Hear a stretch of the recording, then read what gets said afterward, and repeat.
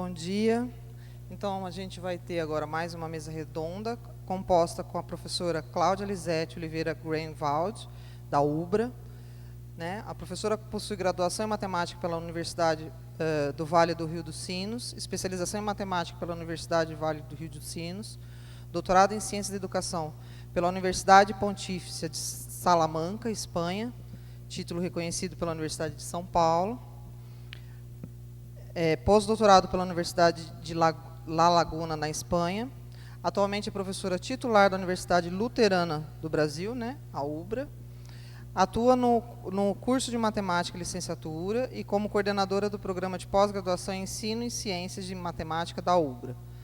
Tem experiência na área de matemática, com ênfase na formação de professores, atuando principalmente nos seguintes temas: educação matemática, currículo de matemática, tecnologias da informação e comunicação, formação continuada e ensino e aprendizagem. Já o professor Newton Vieira Godoy, ele é da FEI, possui graduação em bacharel em matemática pela Pontifícia Universidade Católica de São Paulo, graduação em licenciatura em matemática pelo Centro Universitário de Santana, mestrado em educação matemática pela Pontifícia Universidade Católica de São Paulo e doutorado em educação pela Universidade de São Paulo. Atualmente é professor do Centro Universitário da FEI e do Centro Universitário Fundação Santo André. Tem experiência na área de ensino de matemática, mais particularmente com os aspectos teóricos do currículo de matemática escolar, quais sejam as dimensões que interferem na organização curricular da matemática e os eixos organizadores do currículo do ensino médio, contextualização e interdisciplinaridade. Posso começar? Bom dia a todos. Inicio, então, agradecendo à organização do evento pelo convite e pelo desafio de pensar, né, de falar sobre as dimensões sociais e culturais do currículo de matemática. Eu espero ter desenvolvido uma linha que eu consiga mostrar para vocês as reflexões em relação o que eu entendo, então, por uma dimensão social e cultural em relação ao currículo. Eu inicio, então, falando do GESEM, que é o grupo que eu estou atuando, que é o Grupo de Estudos Curriculares de Educação Matemática, e eu faço questão de colocar, porque nós temos um objetivo muito, vamos dizer, pretensioso, mas ele tem essa intenção mesmo. Ele tem como objetivo refletir sobre critérios e possibilidades que possam nortear uma transformação curricular em matemática, tendo como pressuposto básico o desenvolvimento de competências nos estudantes do ensino básico que permitam uma participação cidadã, ativa e comprometida na sociedade em que se insere, considerando, então, teorias pedagógicas, didáticas e de ensino-aprendizagem. Acho importante também, quando nós vamos falar em currículo, a gente ter uma tomada, né, de posição. Então, o currículo, né, entendendo o currículo como uma tomada de decisões de maneira integrada sobre os estudantes, sobre o que ensinar, quando ensinar, como avaliar de maneira integrada esses componentes, né, que levam à formação de um currículo, vamos dizer, comprometido com a comunidade escolar que ele está inserido. E entendendo o currículo como o compromisso que a escola atual precisa preparar pessoas de mentalidade flexível, capazes de enfrentar as rápidas transformações do mundo, que se ensina para instrumentalizar os sujeitos da aprendizagem a resolverem seus problemas de vida. E é o professor, na sala de aula, que possibilita essa dimensão mais profunda do currículo escolar. Então, não consigo identificar um currículo se ele não está ligado à formação do cidadão. Se qualquer documento que você pegar relativo ao currículo, a um projeto pedagógico numa escola, está lá a relação da formação do cidadão. Bom, mas essa relação perpassa vários componentes que eu acho que nós vamos tentar discutir um pouquinho aqui. Então, tu deve entender currículo como um processo de construção do conhecimento do indivíduo sobre o mundo, e não o currículo como grade curricular de um determinado curso ou uma listagem de conteúdos das diferentes disciplinas para serem ensinadas de forma sistemática em sala de aula. Eu confesso que, por um determinado tempo, eu tinha clareza que, se nós tivéssemos um bom professor de matemática, um professor comprometido, que entendesse as relações da matemática com a sala de aula, com o compromisso que ele tinha em dar uma aula de matemática, ele ia fazer a diferença. Mas, e aí eu quero justificar aqui, citando a Célia, que diz que o currículo de matemática não é uma mera listagem de conteúdos a serem trabalhados em uma série, mas uma estratégia de ação educativa integrada a um projeto educacional mais abrangente. E é isso que eu estou convencida. A escola precisa estar convencida do seu currículo, do seu projeto educacional. E o professor tem que estar comprometido com essa estratégia da escola.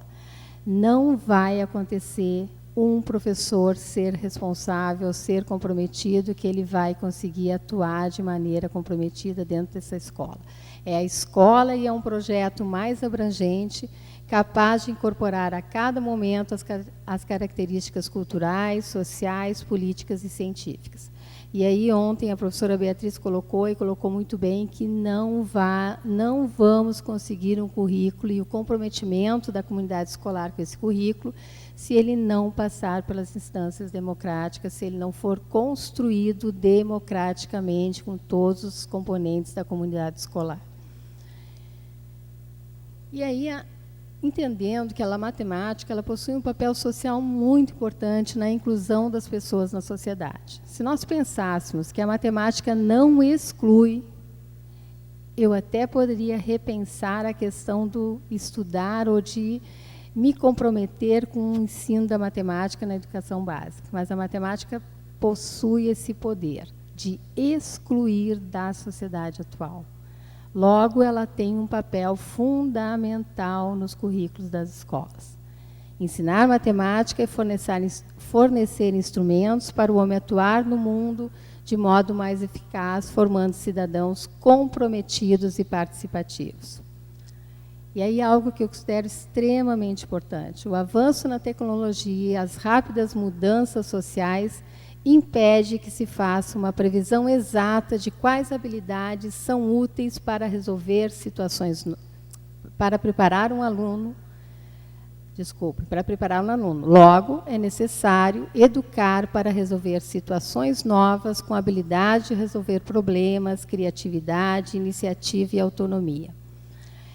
Eu vejo que, se nós pensarmos que estamos preparando um estudante para atuar no mercado de trabalho daqui a 30 anos, e não vamos dizer 30 anos, vamos dizer 20 anos, eu não tenho a capacidade de prever as profissões ou o mercado de trabalho que vai existir daqui a 20 anos. Vamos pegar um exemplo simples. Não simples e sim muito comum, muito conhecido, que é a profissão do ex-presidente Lula.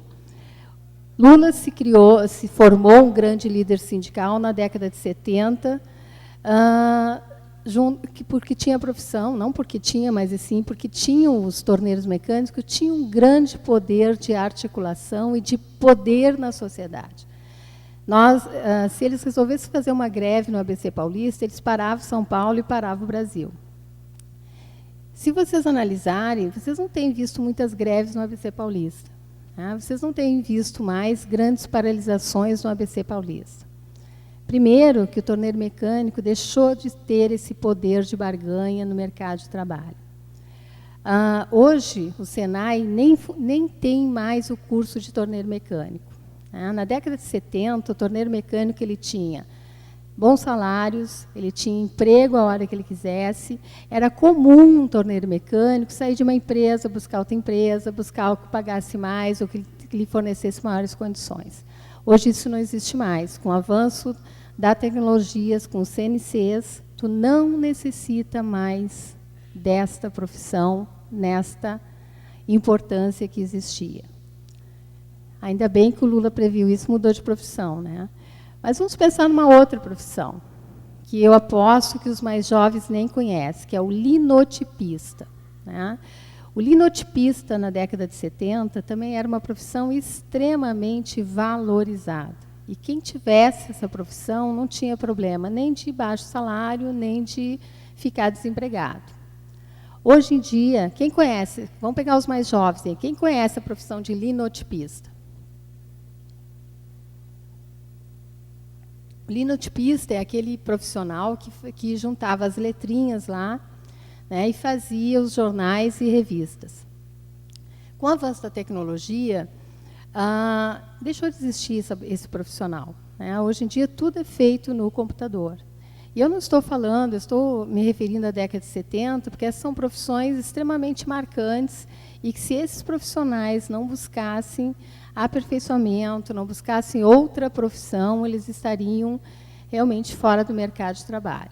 Mas vamos pegar um exemplo do linotipista, né? Vamos pegar o exemplo de que, se ele enxergou que ele precisa fazer um curso, ir para o ensino superior, buscar os recursos tecnológicos, que ele ia atuar agora nas grandes empresas ou nas gráficas e assim por diante. Mesmo uma gráfica pequena não atua mais com linotipista.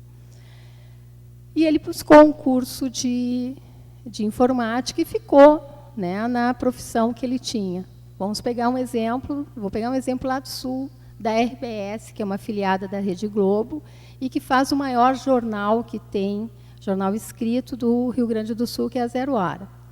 Então, vamos dizer que o linotipista estudou, fez um curso de informática, né, e ficou atuando no que ele conhecia, que era fazer jornal, e que é uma carreira brilhante, uma carreira no sentido muito interessante de tu analisar e de tu fazer pesquisa.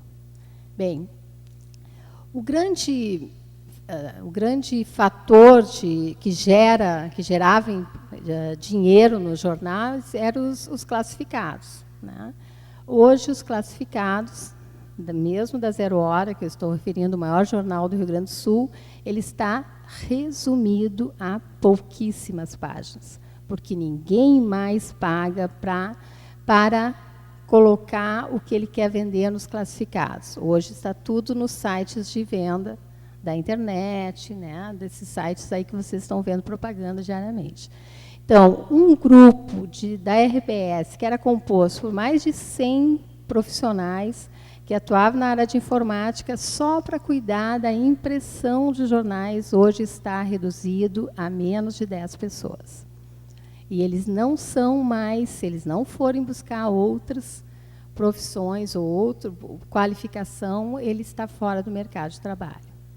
Então, por mais que nós pensemos, nós não vamos conseguir formar um profissional para o mercado de trabalho daqui a 20 anos. Porém, a escola ainda possui muito arraigado em seus pressupostos a transmissão de conhecimentos, com aulas teóricas e com exercícios repetitivos como forma de aprender a fazer, não privilegiando a compreensão.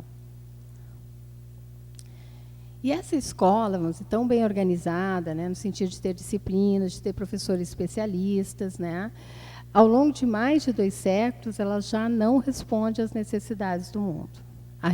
A Revolução Industrial foi ultrapassada pela Era da Informação.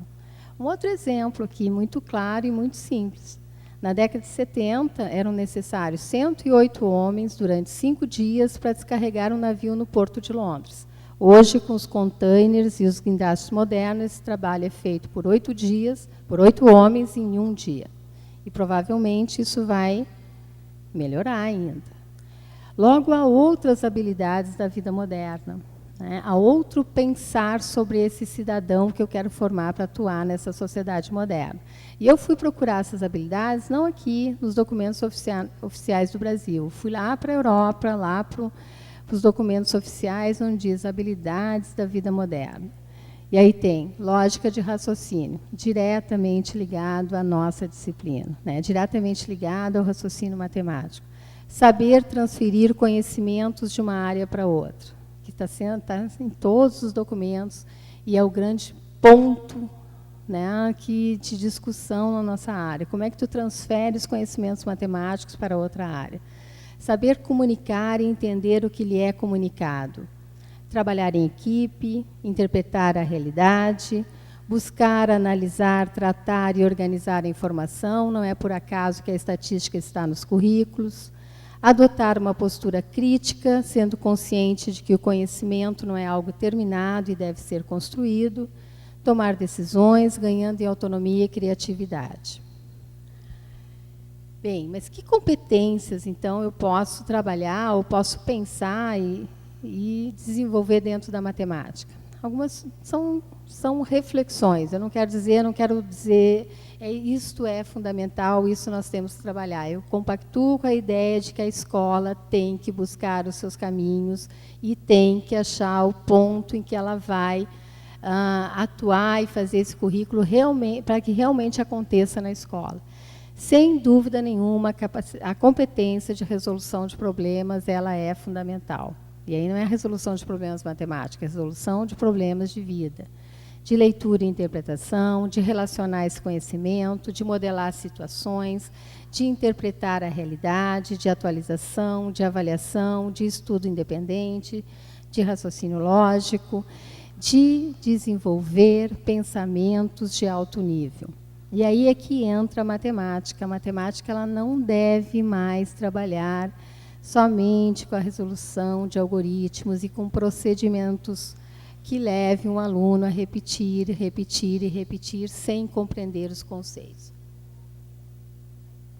E aí vamos pensar um pouquinho em relação a pensamentos.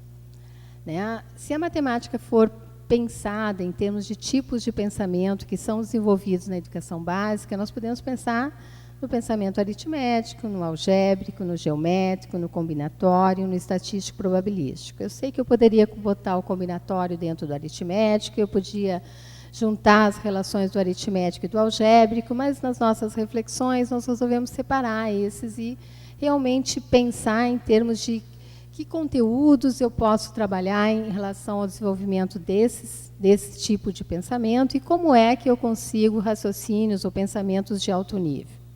E aí, só para nós citarmos o Resnick, que está citado no Lindsay Gimenez, diz que um raciocínio de alto nível é aquele que estabelece relações e faz com que o sujeito estabeleça processos não algoritmos.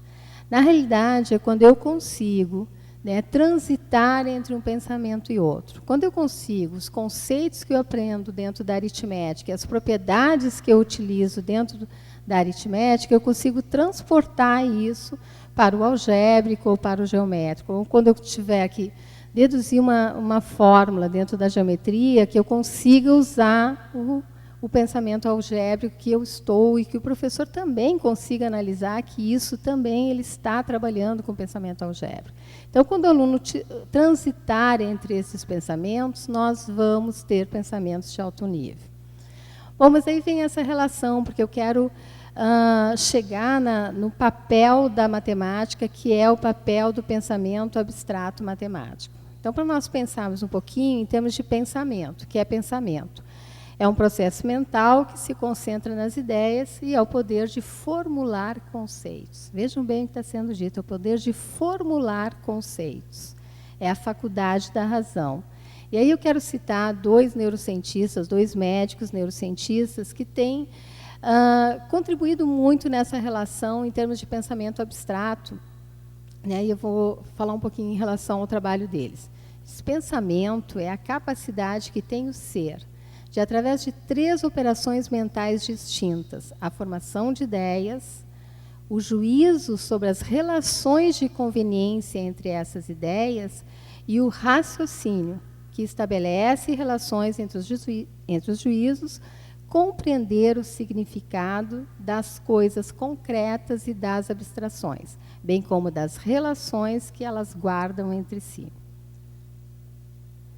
E aí vem a relação do abstrato. O que é abstrato? Abstrato é o que expressa uma qualidade ou característica separada do objeto a que pertence ou a que está ligada. Abstrato é o que existe no pensamento ou na teoria, e não na matéria ou na prática.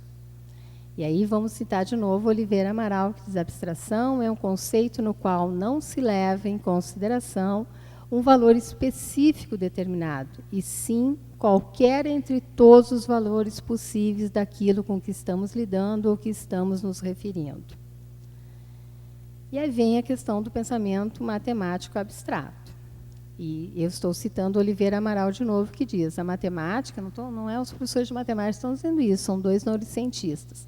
A matemática é o exemplo ideal de abstracionismo, uma vez que, como regra, não estuda o mundo real, e sim modelos, que são abstrações do mundo real. E aí eles dão um exemplo, como belos neurocientistas, um exemplo extremamente simples, 3. É uma ideia abstrata e não uma coisa concreta do mundo real. Mas 3 é uma abstração muito útil. E eu sei que 3 mais 1 dá 4, que 4 mais 1 dá 5, e assim por diante. Entendo esta relação e compreendo essa relação. Independente, né, independente de estarmos nos referindo a coisas concretas, a pessoas, a casa, bananas ou qualquer outra coisa. E esses neurocientistas dizem que os conceitos eles estão relacionados entre si pela generalização, atividade abstrata que identifica similaridade entre os mesmos. Abstrair é, antes de tudo, um processo construtivo de estruturas mentais, a partir de propriedades e relações entre objetos matemáticos. Requer a capacidade de deslocar a atenção dos próprios objetos para a estrutura de suas propriedades e relações. Vou pegar um exemplo bem simples. Qual é o 36º termo da sequência 2, 4, 6, 8? E eu sei qual é o 36º termo sem ter que contar e chegar nesse termo. Ou vamos pegar um outro exemplo. Quando eu digo para vocês azul e pergunto, o que vocês estão pensando quando vocês pensam em azul? Vamos fazer um exemplo. Feche os olhos e pense em azul. Né? Oliveira e Amaral dizem, azul é algo extremamente abstrato. Não existe o azul. E quando eu pensar no azul, a minha mente tem que se cobrir de azul. Sem pensar numa camisa azul, sem pensar numa casa azul, sem pensar nessa lâmina, sem pensar no Grêmio lá no estado do Rio Grande do Sul. Azul é algo abstrato e a minha mente tem que entendê-la como algo que não existe no real. O processo de abstrair supõe os processos de generalização e sintetização. Generalizar é tirar como consequência ou induzir do particular, expandindo o domínio de validade de um conceito, de um procedimento matemático conhecido. Por exemplo, a divisibilidade dos números inteiros para a divisibilidade dos polinômios, que exige pensamentos de alto nível. A propriedade comutativa dos números inteiros para a propriedade comutativa dos números racionais. Mas algo que os neurocientistas estão nos colocando e nos alertando como extremamente importante, que nos faz pensar o currículo de matemática de uma maneira diferente de simplesmente ensinar procedimentos e exercícios de como fazer. Eles dizem o seguinte, mas o pensamento abstrato proporciona algo mais. Quando envolvido num processo de criatividade, ele adquire uma tal magnitude que acaba por se constituir em um forte estímulo, capaz de promover a proliferação dendrito axonial, criando novas sinapses. Já vamos ver o que é isso. Então, vamos pensar um pouquinho em relação a isso. Vejam, quando envolvido num processo de criatividade, ele tem a capacidade de se constituir num forte estímulo e criar novas sinapses, tornando-se assim um poderoso estimulador do aprendizado, do conhecimento e da potencialidade de memorização. Imagine isso no nosso cérebro, né? E as sinapses são... Não, as sinapses não. As proliferações dendritoaxionais são essas ramificações que existem entre os neurônios lá que nós estamos pensando. E vamos supor, vamos imaginar, grosso modo, que para mim deduzir um conceito maior ou mais que exige outros conceitos que eu devo conhecer, eu necessite passar por determinados caminhos mentais que me levem a revisar ou a revisitar alguns conceitos e juntar esses conceitos e formular uma generalização, um caminho maior. O que esses neurocientistas estão apontando, e se descobriu isso mais recentemente, é que eu sou capaz quando eu estou extremamente envolvido em uma atividade, eu não preciso mais revisitar esses conceitos para chegar a uma determinada generalização. Eu percorro um novo caminho, eu crio uma nova sinapse, eu consigo juntar isso e ter uma nova compreensão, fazer um novo caminho. Não que esse caminho tenha sido criado, porque ele já está na minha mente, ele simplesmente não tinha sido percorrido antes. E aí vem uma frase da Esther Gross que eu acho extremamente pertinente, quer dizer, quanto mais se estuda, mais inteligente se fica. E é isso que os neurocientistas estão apontando. Eles estão dizendo, não se aprende apenas na adolescência, ou apenas quando se é criança, ou na adolescência, na educação básica. É possível e se continua aprendendo continuamente até o final dos nossos dias. Mas quando é que eu vou conseguir isso? Eu vou conseguir isso quando eu estiver completamente envolvido. Veja essa menina que está ali, tem uma falando e tem uma pensando sobre. Ela está raciocinando, comprometida com aquele momento, ela está envolvida naquela situação. É neste momento em que tu vai conseguir novas sinapses e que tu vai conseguir fazer uma compreensão maior dos conceitos, juntar conceitos mais automaticamente. Vejam essa foto, né? Quando tu tem um aluno completamente comprometido ali, falando no grupo, né? E tu tem um menino ao lado, percebendo, né? Olhando e pensando no que está acontecendo. É neste momento que os neurocientistas estão dizendo que tu consegue, né, a aprendizagem. Ou é no momento que tu está agindo numa situação. Se nós entendermos isso, nós mudamos a nossa concepção de dar aulas, né? Nós mudamos a nossa relação de como esse aluno vai aprender. Eu preciso do envolvimento deste aluno para que ele consiga fazer essas novas sinapses e essas relações dos conceitos que nós estamos falando. Ou seja, quando há referências às operações de pensamento, fala-se na busca de suposições, classificação, codificação, comparação, planejamento de projetos, traçar um plano de ação para solucionar uma situação conflituosa, formulação de críticas, formulação de hipóteses, imaginação, interpretação, resumo, reunião e organização de dados, tomada de decisões.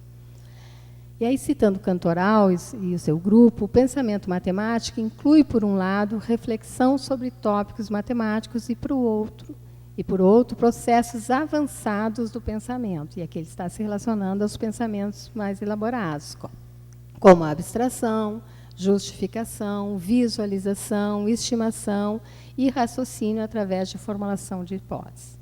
Deve operar sobre uma rede complexa de conceitos, uns avançados e outros mais elementares. E aí, né, também tenho que deixar um tempo para o Denilson, algumas considerações extremas que são reflexões das nossas pesquisas. O trabalho nas escolas deve ser útil para a vida e o currículo é fundamental para um ensino significativo, capaz de formar competências que permitam esse estudante atuar na sociedade. Assim, uma conclusão lógica e importante é que o currículo de matemática desenvolvido nas escolas do ensino básico necessita de uma reformulação urgente, que permita desenvolver o pensamento matemático, não se limitando a repassar conteúdos matemáticos. E também entendendo que quando tu vai formular competências, quando tu vai desenvolver o pensamento matemático, tu está trabalhando com conteúdos. O problema é que tu não vai só trabalhar com a relação de conteúdos e entender que a matemática, se o aluno sabe resolver aquela situação.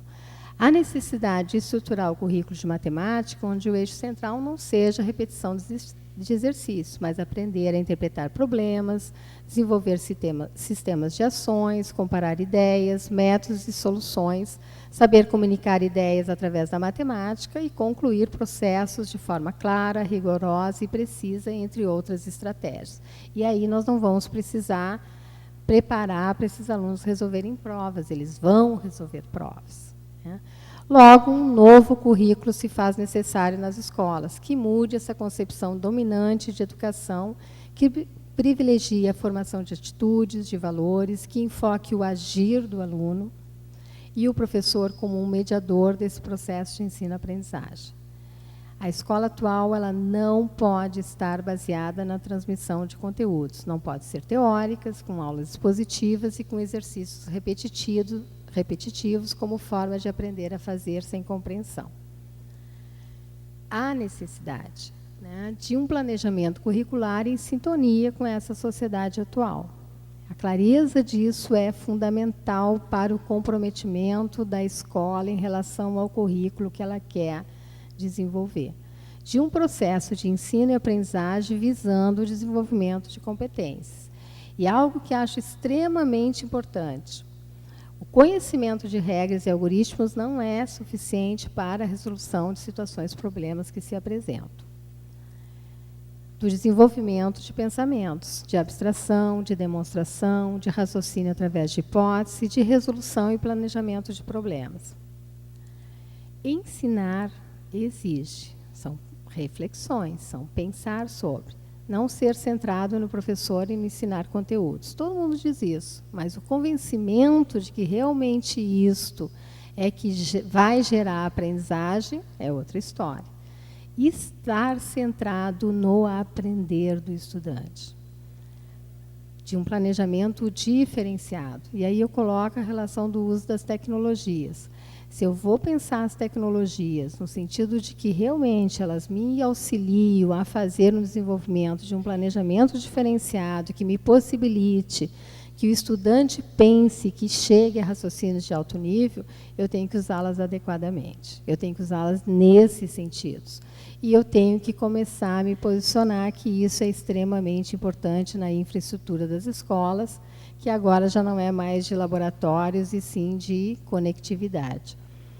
De um professor atuando como mediador, centrado na ação do aluno, no desenvolvimento de competências e habilidades, no desenvolver o pensamento abstrato, de uma busca de alternativas metodológicas para o desenvolvimento desse pensamento matemático avançado. E aí são algumas reflexões para nós discutirmos. Será que a formação dos professores, tanto a inicial quanto a continuada, está levando em consideração esse papel social que a matemática tem dentro dessa sociedade moderna? Será que as pesquisas, né, que estão buscando caminhos alternativos para realmente serem subsídios aos professores? Será que essas metodologias diferenciadas, de acordo com a formação de competências para o aluno, realmente conseguem fazer o desenvolvimento de competências para o aluno para essa sociedade atual? Os professores conhecem e se posicionam em relação às políticas públicas? Eu já nem digo em relação a se posicionar. Os professores realmente conhecem o que está sendo feito e o que está sendo pensado e se existe ou não as políticas necessárias para isso? A sociedade está comprometida com a educação? Eu não botei aqui, botei em termos de reflexões, mas agora estou botando em termos de perguntas.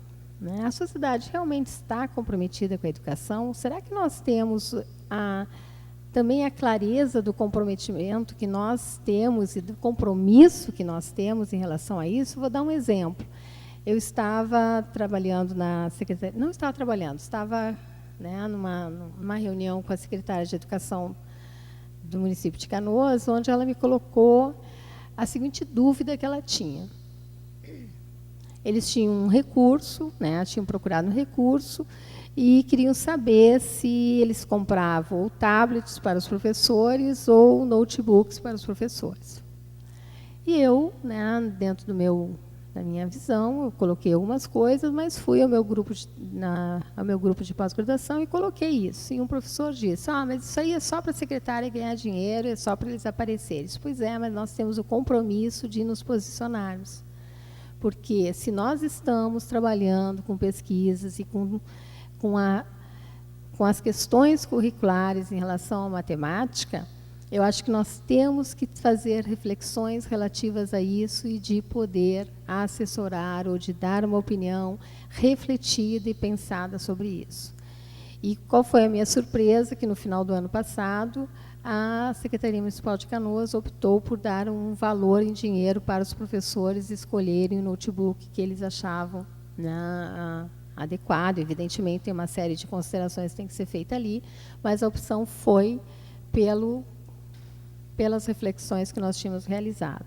Então, eu estou mostrando esse exemplo pelo compromisso que nós temos de refletir as questões relativas ao currículo de matemática e aos recursos, ou como nós vamos fazer isso.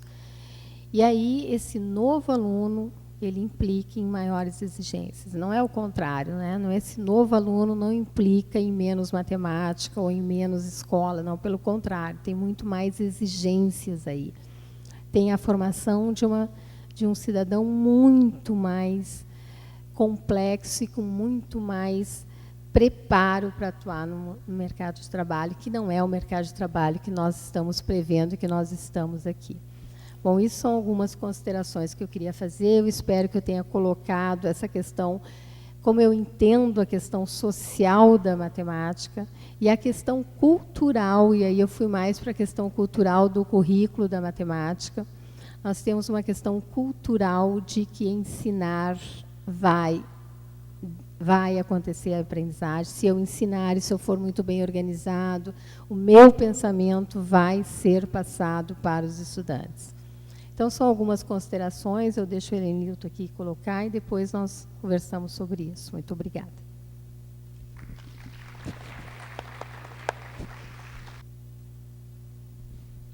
Bom dia a todos. Inicialmente, queria agradecer o convite para participar do terceiro fórum, nessa mesa redonda instigante. E eu não preparei um grupo de slides, porque senão a gente ficaria até amanhã, que eu pensei nos 150, mais ou menos. E vou numa linha mais de tentar conversar a partir de um texto que eu construí aqui.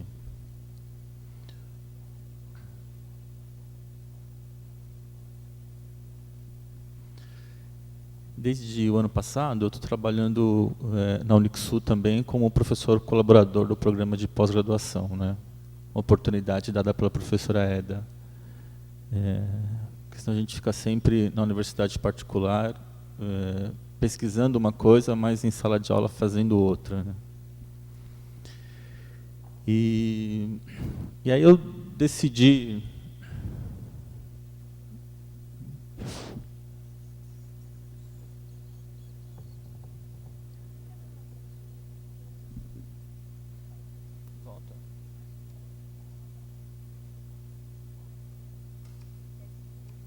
Quero que ele fique quieto.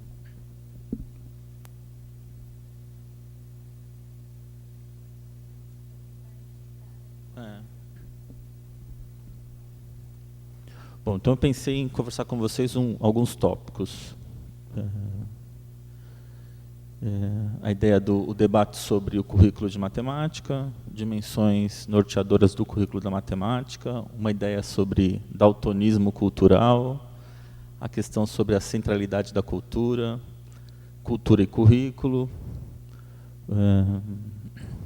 Não está ali, mas está aqui.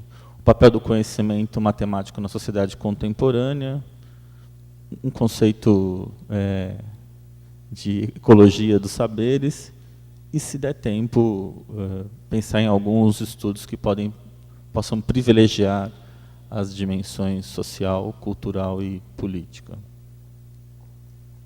A minha discussão ela é mais teórica, a minha discussão ela é um tanto quanto provocativa, ela não tem a intenção de propor um currículo redentor, ela tem apenas intenção de fazer com que o professor perceba a importância do conhecimento matemático. Estou falando do conhecimento matemático porque a gente está no fórum de currículos de matemática. Se eu estivesse falando para químicos, eu usaria a mesma ideia. Então, talvez que o professor possa sair daqui, os professores que estão presentes, pensando: que conhecimento é esse que eu ensino? Qual é o papel dele na sociedade? Tá? Então, essa mesa redonda, ela, eu acho que é até usada, né? Pensar em dimensões social e cultural do currículo de matemática. Me parece um pouco ousado. E nos chamar, né, Cláudia? Mais ousado ainda.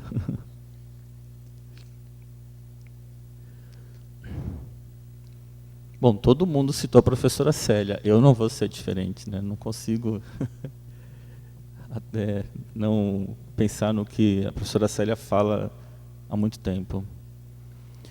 Então, os estudos e investigações que envolvem o currículo de matemática escolar revelam que o processo de organização e desenvolvimento curricular evidencia uma busca contínua de formas mais interessantes de trabalhar a matemática em sala de aula. Uma fala da professora Célia. Contudo, eu acredito e vejo um pouquinho, talvez o Wagner em algum momento possa dizer que eu estou falando besteira, né, Wagner? Porque o teu estudo pontua melhor isso, né?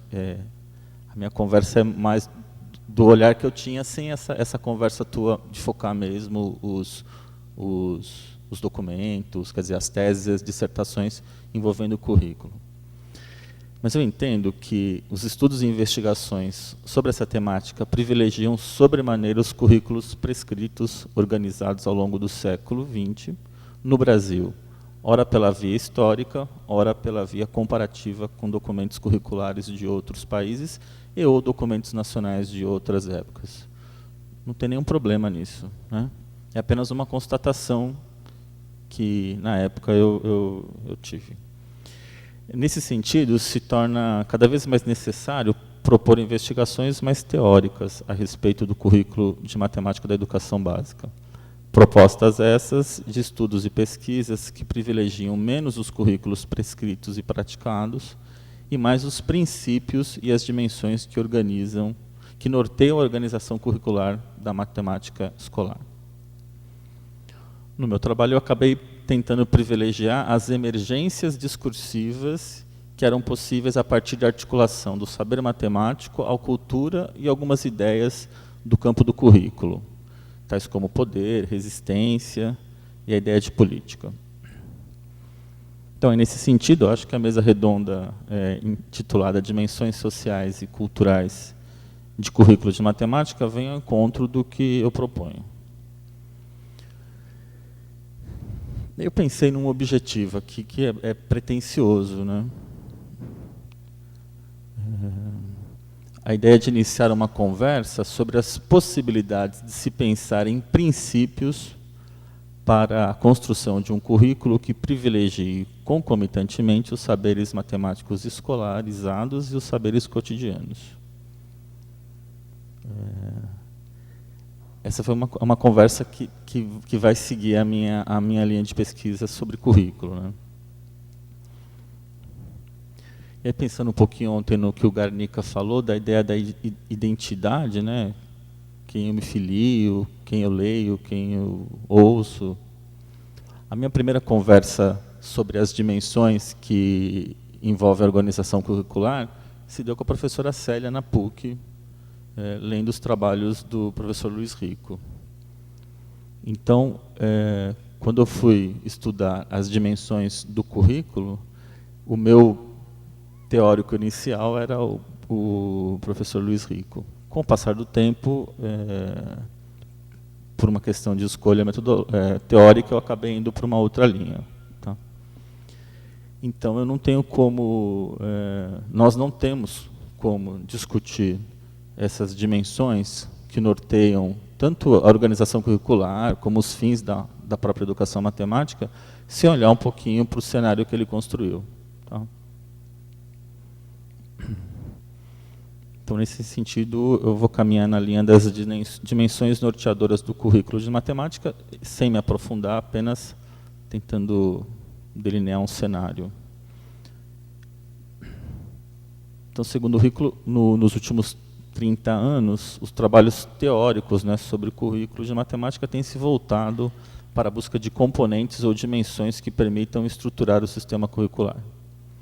Então, para Rico, dependendo do nível de reflexão desejado, diferentes componentes têm aparecido e podem ser encontrados no trabalho de Halson, Steiner, Kilpatrick, o próprio Rico, o Bishop. Né? Além da busca por componentes que estruturam o sistema curricular, os trabalhos teóricos têm se preocupado com a questão dos fins da educação matemática. Tá? Eu não vou olhar para os fins, mas tentar um pouquinho pensar nas dimensões. E aí o Rico vai construir um conjunto de componentes, dimensões, que ele considera importante para esse pensar sobre a organização curricular, tomando como referência questões simples, né? O que é e em que consiste o conhecimento, o que é aprendizagem, o que é ensino, o que é e em que consiste o conhecimento útil. O currículo tem como intenção, na visão do Rico, propor propostas concretas sobre modos de entender o conhecimento, interpretar a aprendizagem, colocar em prática o ensino, valorizar a utilidade e domínio dos aprendizados realizados. E aí, esse conjunto de questões relacionadas com essas propostas conduziram a um grupo de dimensões, né, que ele estabeleceu, que não são únicas, né? A gente poderia pensar em outras aqui agora. Então, a cultural, a formativa ou cognitiva, política e social, que são prioritárias para organizar a reflexão curricular. Porém, elas não assinalam seu conteúdo explícito.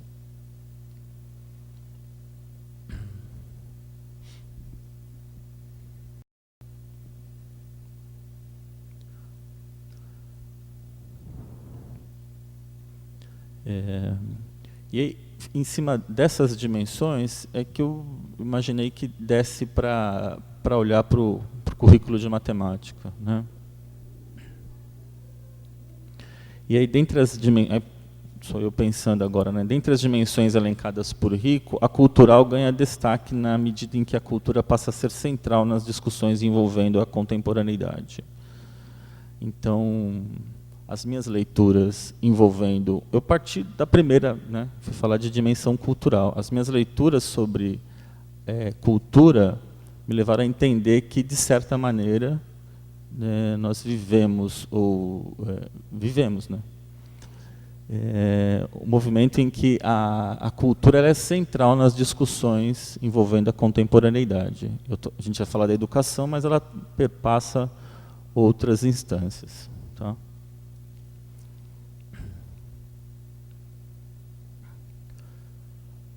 Só que para que a gente possa minimamente olhar para essa questão multicultural, né, que de certa maneira a centralidade da cultura vai fazer, a gente tem que tentar superar a ideia do daltonismo cultural.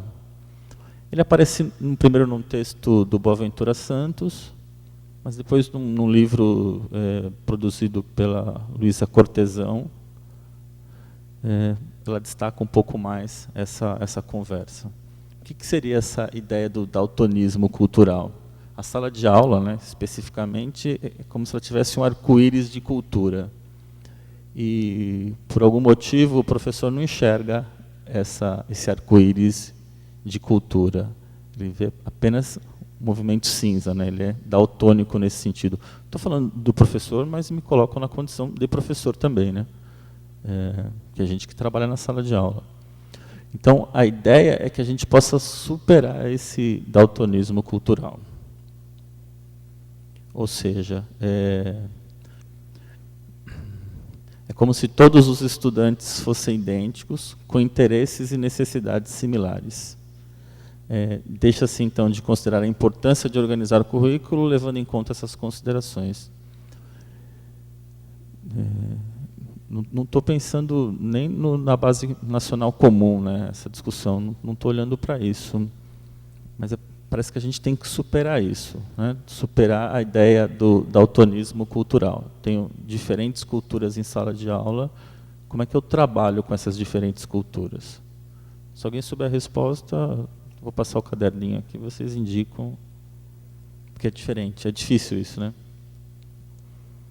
Então, aí pensando um pouco no que a Kandal fala sobre isso, né? A desconsideração das diferentes culturas que adentram a sala de aula, independentemente da vontade da docente, pode responder por desinteresse por parte do estudante, perturbações da ordem nas aulas, dificuldade de aprendizagem e no fracasso de muitos alunos, o que pode contribuir para excluí-los da escola e para dificultar-lhes a possibilidade de empregos que venham a propiciar uma vida mais digna e satisfatória na sociedade.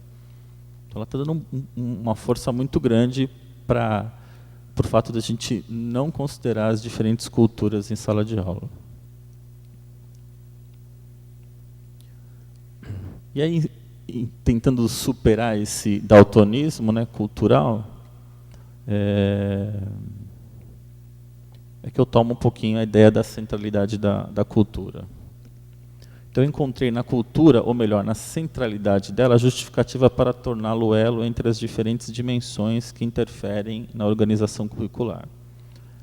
Seja ela federal, estadual, municipal, de uma delegacia de ensino, de uma escola, de um professor ou de uma disciplina. E aí as dimensões por mim consideradas como relevantes na organização curricular e que são transversalizadas pela cultura são a social, a política, a econômica e a educativa. Então, toma a dimensão cultural não como a mais importante, mas é aquela que vai transversalizar as outras. Tá?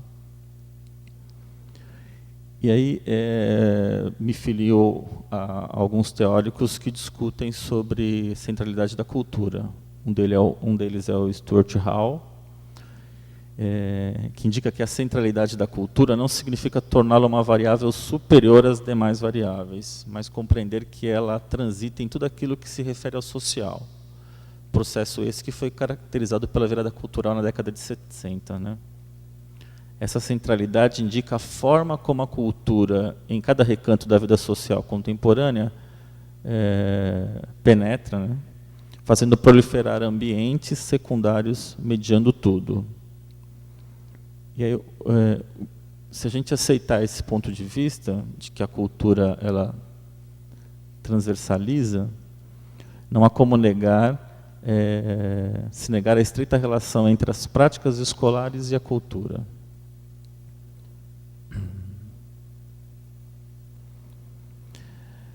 Compartilho do pensamento de Hall, né, sobre o fato de que toda ação social é cultural, que todas as práticas sociais expressam ou comunicam significado. Nesse sentido, são práticas de significação, ou seja, toda prática social tem uma dimensão cultural.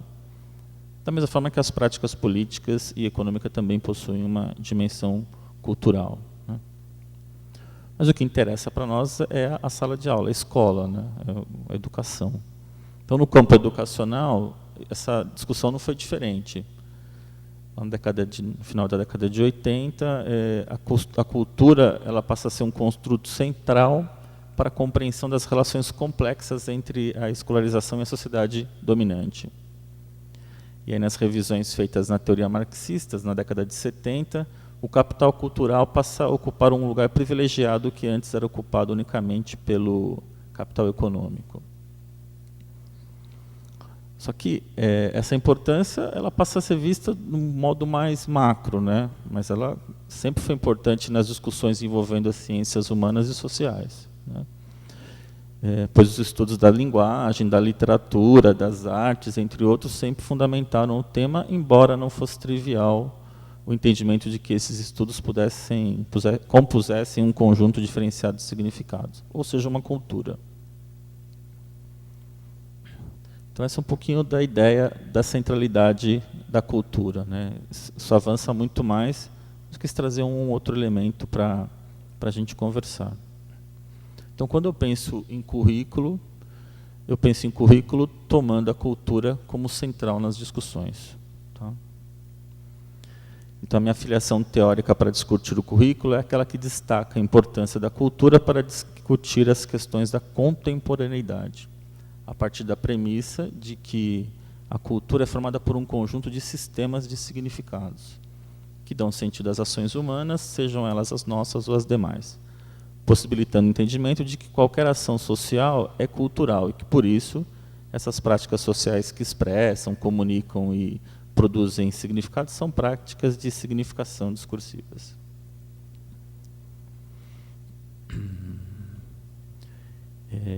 E, de certa maneira, é essa conversa que vai, considerar que a cultura está envolvida nas outras práticas sociais, né? Então, dessa forma, sendo a política, a economia, a educação, o poder, entre outros, práticas sociais produtoras de discursos e significados, elas possuem uma dimensão cultural. Do ponto de vista da dimensão educacional, que é nosso objeto de estudo, consideramos que a escola tanto produz quanto reproduz a sociedade em que está inserida.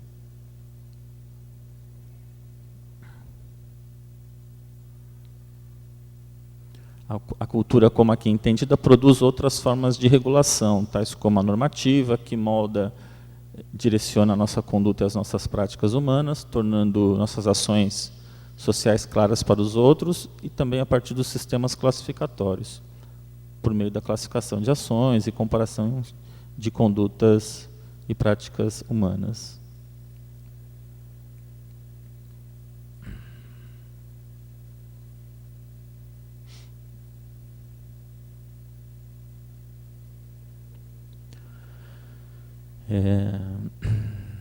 Então, a sujeição por meio da cultura é uma forma de poder, à medida que a cultura se torna mais central no debate e na compreensão das questões contemporâneas, ou seja, as questões associadas à política, ao poder, à economia e à educação. E as mudanças ocorridas nos campos social e cultural, principalmente na percepção da cultura para pensar o mundo contemporâneo, ao exercer sua influência no pensamento escolar, atingiram diretamente Nossa Senhora. Travou aqui tudo. Travou aqui. Essa componente crucial que ela atinge é o currículo, né? Ou seja, aí o currículo passa a ser pensado como uma arena de luta circundada pela significação e pela identidade. Então, é uma discussão mais teórica mesmo, tentando envolver o currículo, né? E esse papel da dimensão cultural. Então, o currículo mantém uma relação muito próxima com o social e o cultural. Pode-se afirmar que o currículo é um artefato escolar, inventado a partir de ressignificações do mundo social e, consequentemente, do mundo cultural, ou seja, ressignificações do espaço e do tempo. Nessa linha, o currículo é uma invenção social, logo uma prática cultural. E, por isso, está envolto por relações ambivalentes de poder, relacionadas ao controle, à resistência, e associa-se às práticas discriminatórias, local em que as diferenças são produzidas, né? Então, a ideia do currículo como um lugar em que as culturas convivem com a diferença. Nessa linha, o currículo ele situa-se na intersecção entre a escola e a cultura, pois ela é uma parcela da cultura selecionada por sua relevância em determinada época e que é trazida para a educação escolar, ou seja, o currículo, para nós, faz parte da tradição seletiva. E aí o currículo passa a ser visto, então, como um artefato cultural, né? Pois, em termos institucionais, é uma invenção social, uma prática discursiva conectada à produção de identidades sociais e culturais. E, em termos de conteúdo, é uma construção social pelo fato do conhecimento ser um produto criado e interpretado socialmente. Uma epistemologia social, conforme anunciado por Popkewitz.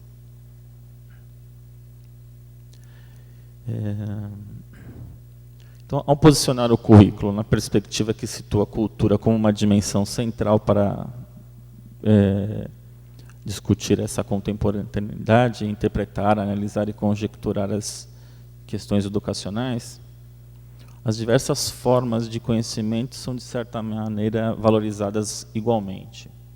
Então, o que eu quero chegar é que essa ideia do conhecimento, né, que quando eu tomo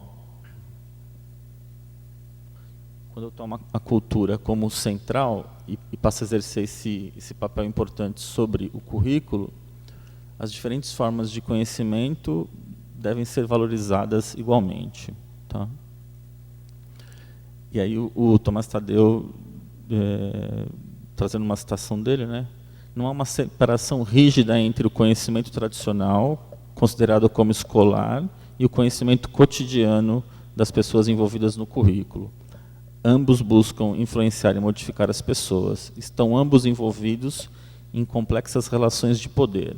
Estão envolvidos em uma economia do afeto que busca produzir certo tipo de subjetividade e identidade. Um pouquinho do que o Márcio vai falar amanhã, né? Não exatamente de subjetividade, mas... Tá aí. E aí, eu acredito que olhar o currículo escolar na perspectiva que adota a centralidade da cultura pode ser o caminho para conseguir construir ou montar o quebra-cabeça dos saberes que devem ser privilegiados na educação escolarizada. Quais sejam os saberes produzidos pelas culturas do opressor e do oprimido, ou seja, os saberes hibridizados, né? Objetivamente, a diminuição da fronteira entre os conhecimentos escolares e cotidianos significa que todo conhecimento, na medida em que se constitui num sistema de significação, é cultural, está estreitamente vinculado com as relações de poder. Então, não é só achismo, né? Você tem uma discussão teórica envolvendo as questões envolvendo currículo, cultura, práticas de significação, não é um achismo, né, deles, principalmente. Os saberes escolares são uma forma legítima de criação de significados, de enunciados. Não estão soltos do mundo e sim, mais ou menos ligados por outros enunciados numa série discursiva que institui um regime de verdade fora do qual nada teria sentido. Tá?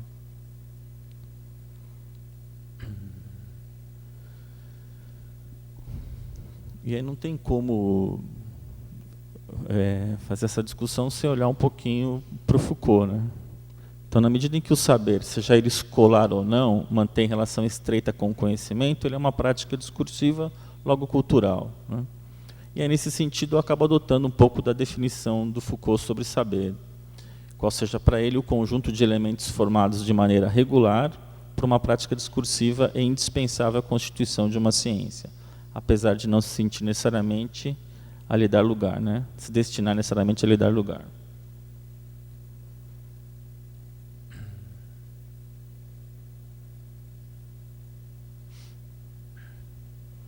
E aí, eu acredito, né, especificamente, que a relação dialética entre saber e poder ajuda a mensurar e compreender a dimensão, se não exata, mas muito próxima disso, do valor e da importância do conhecimento, seja ele científico ou de outra natureza, na configuração da sociedade contemporânea.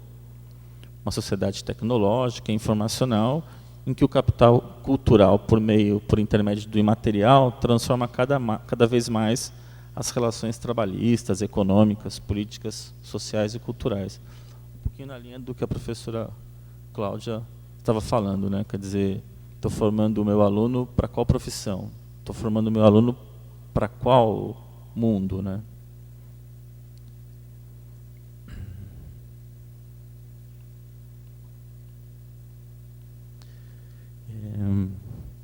Então, tem me interessado bastante discutir o papel do conhecimento matemático nessa sociedade contemporânea e não discutir o conteúdo matemático, mas o conhecimento, né? Então, das N variáveis envolvidas no sistema educativo, eu considero oportuno descrever como entendo, concebo o conhecimento socializado, compartilhado pela escola.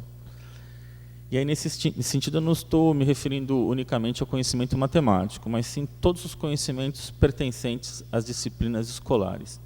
Porque, por mais que, quando a gente pensa nas teorias curriculares, por mais que a discussão seja mais teórica, né, nesses últimos anos, as disciplinas escolares elas sempre foram centrais nas discussões envolvendo o currículo. Tá?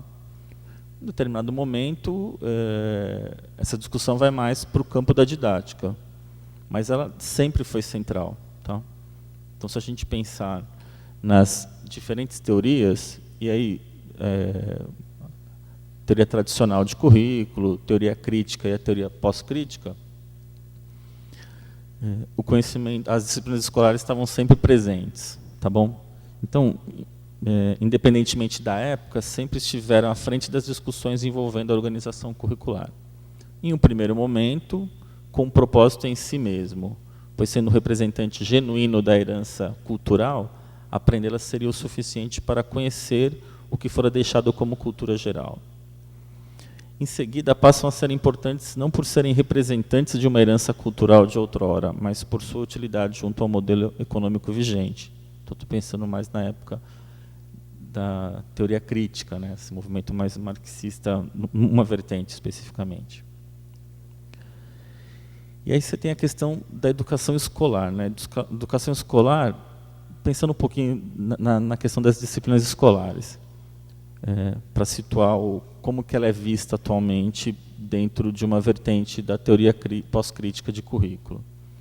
Ela é entendida como um lugar onde saberes nem um pouco inocentes, ou seja, os saberes difundidos pelas disciplinas escolares, são produzidos, carregados de ideologias, de pensamentos hemogênicos e contra-hemogênicos, e de relações de poderes e de contra-poderes. Né?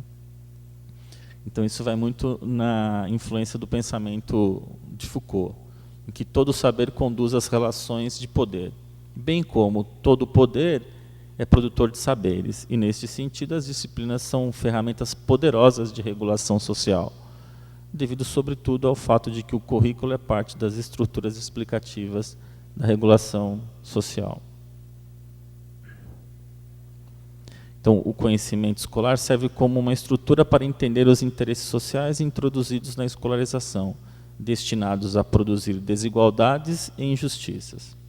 Contudo, esse mesmo conhecimento faz o caminho contrário, ou seja, produz resistência contra poderes, a insurreição dos saberes escolares oficiais. Os saberes, eu não diferencio o saber de conhecimento, tá bom? Do ponto de vista dessa discussão mais escolar. Produzido pelas disciplinas escolares, são vistas como uma tecnologia disciplinadora, pois, do mesmo modo que essas disciplinas são técnicas de adestramento, também são produtoras de resistência e contrapoderes. Né? Nessas circunstâncias, o poder relaciona diretamente com a logística por trás da fabricação do conhecimento escolar. Como indicado já mais uma vez, segundo Foucault, não há saber que não esteja envolto por relações de poder e nem poder que não esteja vinculado à produção de saberes. Constato com isso que os saberes, conhecimentos oriundos das disciplinas escolares não são entidades isentas de parcialidade, como a gente pode entender muitas vezes, né?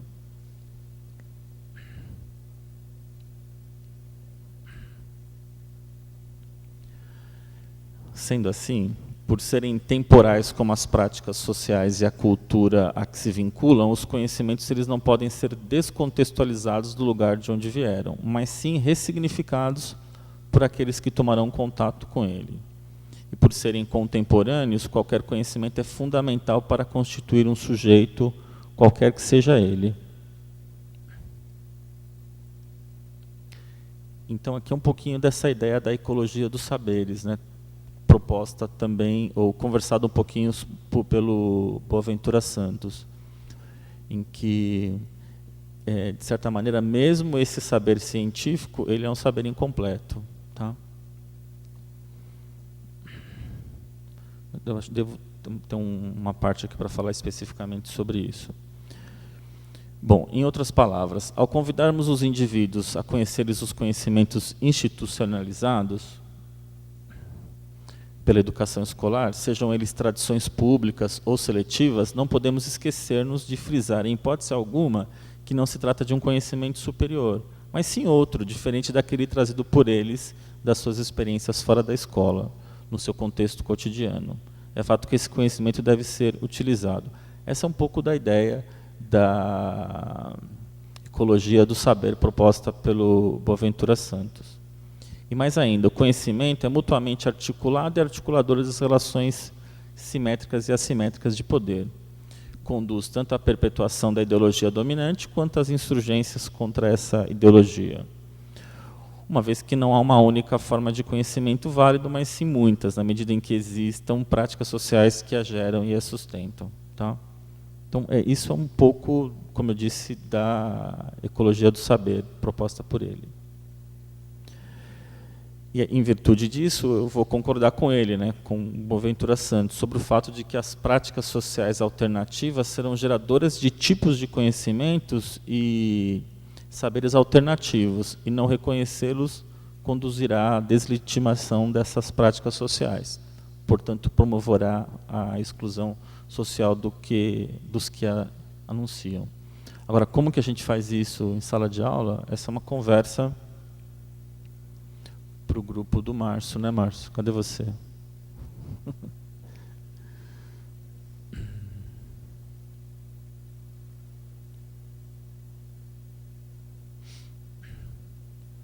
Vou acelerar um pouquinho para a gente talvez conversar um pouquinho, né?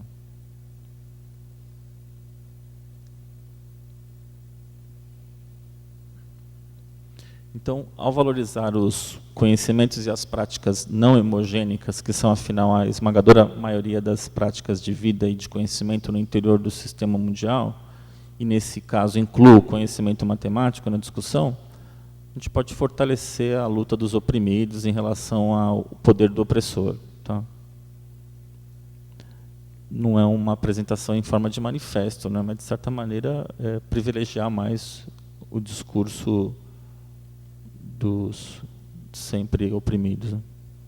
Concordo com o fato de que o desafio das comunidades, que o desafio que as comunidades enfrentam em qualquer lugar é reconquistar e valorizar as diversas formas de aprender, estudar, conhecer, relatar, agir e expressar.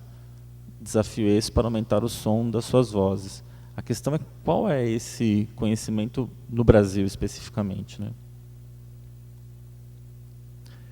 Pensando o ensino, ou melhor, os objetivos, finalidades, papel do conhecimento institucionalizado pela educação, mais particularmente do conhecimento matemático, o que eu entendo? Né? Que esse conhecimento matemático ele deveria ensinar a duvidar, perguntar, descobrir, ver alternativas e, o mais importante de tudo, construir novas perspectivas e convicções, isto é, compreender que existem diferentes pontos de vista e respeitar o direito de cada indivíduo de escolher seu próprio ponto de vista.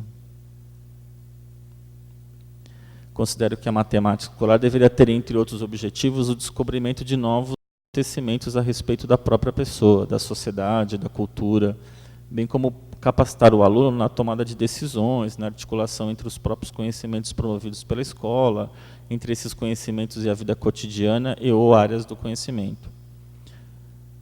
Pois entendo que possibilitaria o desenvolvimento mais homogêneo de qualquer país ou sociedade. Né? Não sei se isso é muito ideológico, romântico, inocente, mas é assim que eu tenho tentado pautar os meus estudos. Né?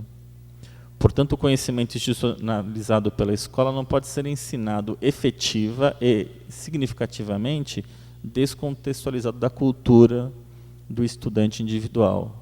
Só que a gente não pode também banalizar esse conhecimento. Né? Então, assim, eu vou trazer conhecimento matemático na cultura do aluno simplesmente porque eu preciso fazer isso. E aí os parâmetros curriculares já conversam sobre essa ideia de não banalização do conhecimento matemático. Tá? A escolarização, ou melhor, o processo de escolarização neste contexto representa um conjunto de estratégias que permitem conduzir o raciocínio dos estudantes acerca do mundo atual e deles mesmos nesse mundo. Também um discurso muito Foucaultiano aqui. E por isso os métodos para efetivar o conhecimento escolar estabelecem os parâmetros de como as pessoas inquirem, organizam e compreendem seu mundo e a si mesmas.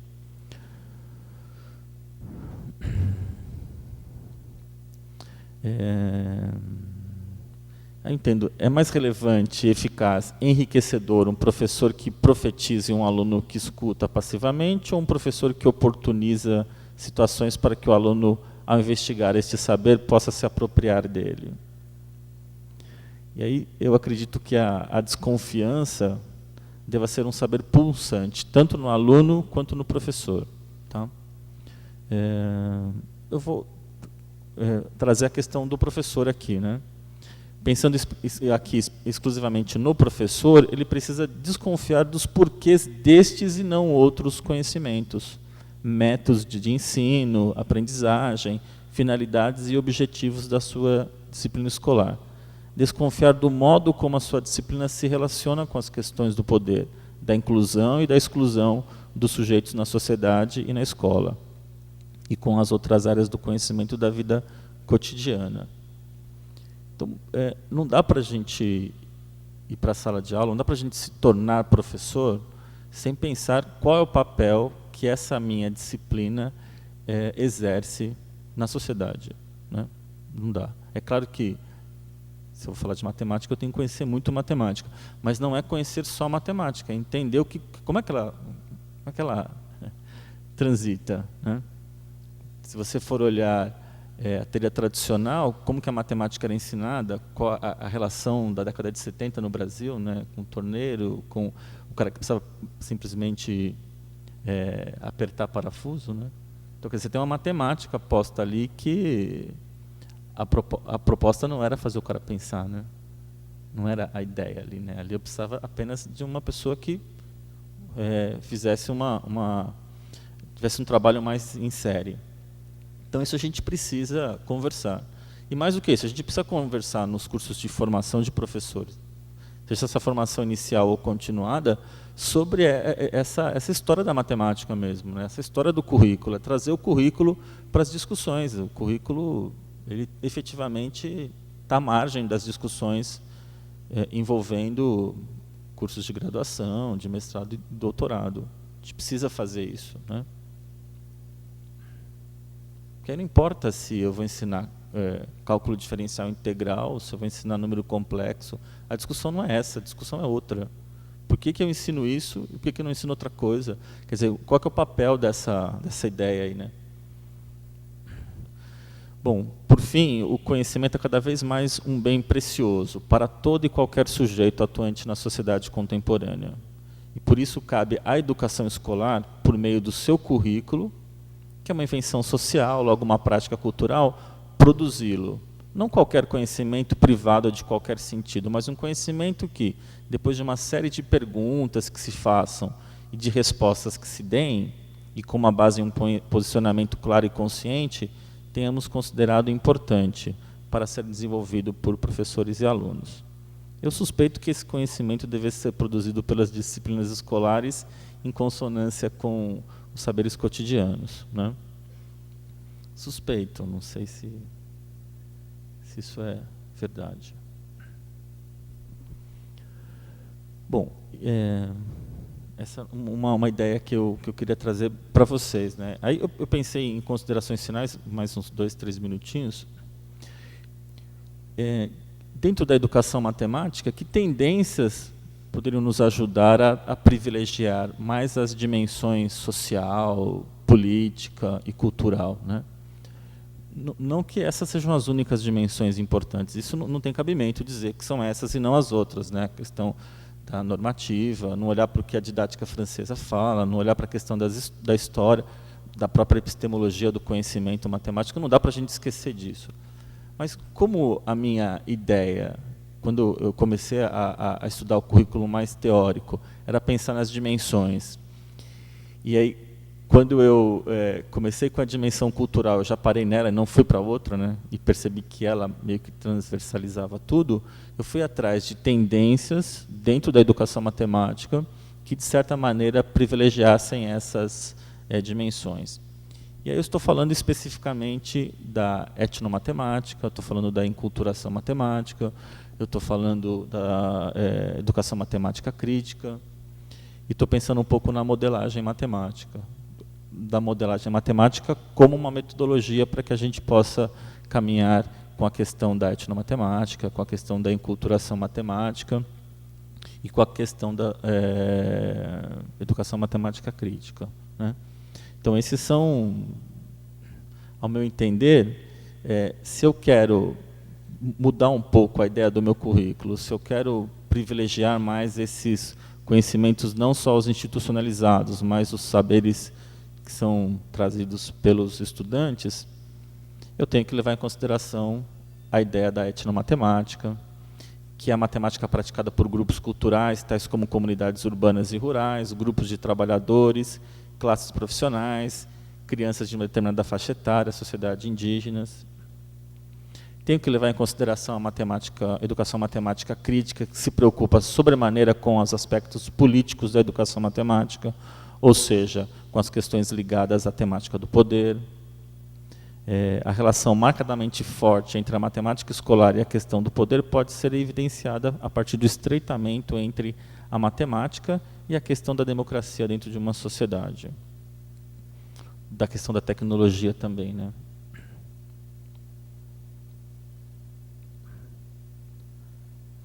Por que da modelagem matemática?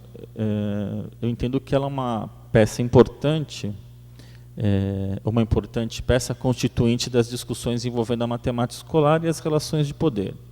Pois é por meio dela, como metodologia de ensino, é assim que eu tomo, né, como metodologia de ensino, que podemos dar aos alunos, usando problemas matemáticos inseridos em situações sociais, para construir uma visão crítica do mundo e nele engajá-los, possibilitando que oriente suas ações para felizes intervenções na realidade que os circundam, né?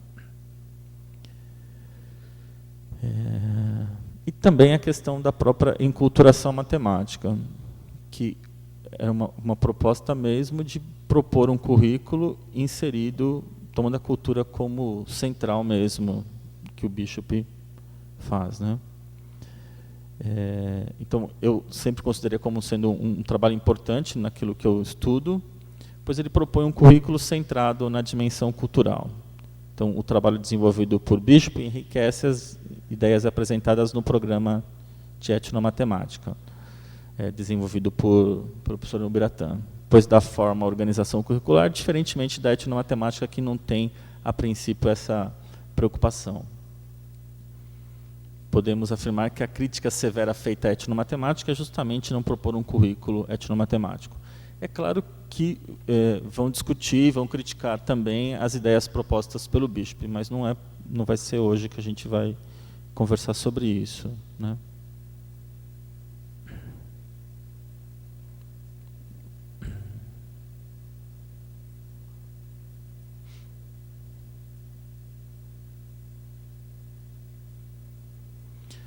E aí, só para terminar, né? Ao tomarmos o currículo como um artefato cultural, pois institucionalmente ele é uma invenção social, uma prática discursiva atrelada à produção de identidades culturais e sociais, e também o seu conteúdo, né, que é visto como uma construção social, uma vez que o conhecimento é produto criado e interpretado socialmente, uma epistemologia social, acredito que ele possa mais incluir do que excluir, mais unir do que separar os saberes cotidianos e não cotidianos, mais respeitar do que destacar as diferenças, enfim, construir mais identidades que tenham, sei lá, em suas subjetividades inculcadas a ideia de uma sociedade que privilegie sobremaneira a qualidade de vida das pessoas.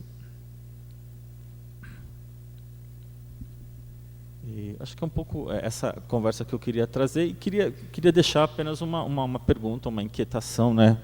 A gente pensar qual é o conhecimento. Tem um texto que vai falar assim, qual é o conhecimento que importa? A todo momento, como eu disse, as últimas discussões sobre currículo têm tomado efetivamente analisar uma parte mais teórica, né? Desvinculo das disciplinas escolares e vou olhar especificamente para o desenvolvimento dessa temática dentro do Brasil, né? E aí, de uns tempos para cá, a discussão tem voltado para as disciplinas escolares. E tem um texto que vai trazer qual é o conhecimento que importa, né? E eu deixo a pergunta de qual é o conhecimento matemático que importa. A gente pensar um pouquinho, né? Qual é esse conhecimento? Obrigado.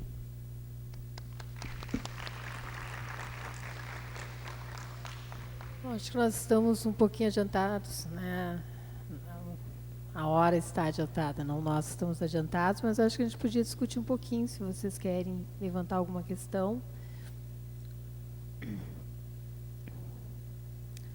Eu sempre acho que nós somos tão claros mesmo.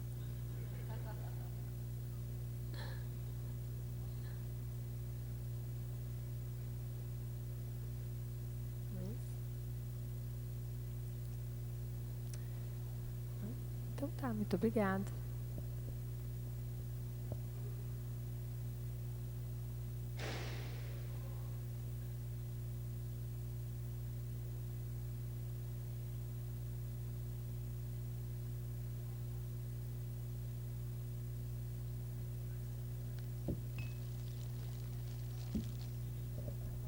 Obrigada, então, pessoal. A gente agradece, então, a colaboração, né, a discussão. Tenho certeza engrandeceu muito a discussão que está permeando o evento, né?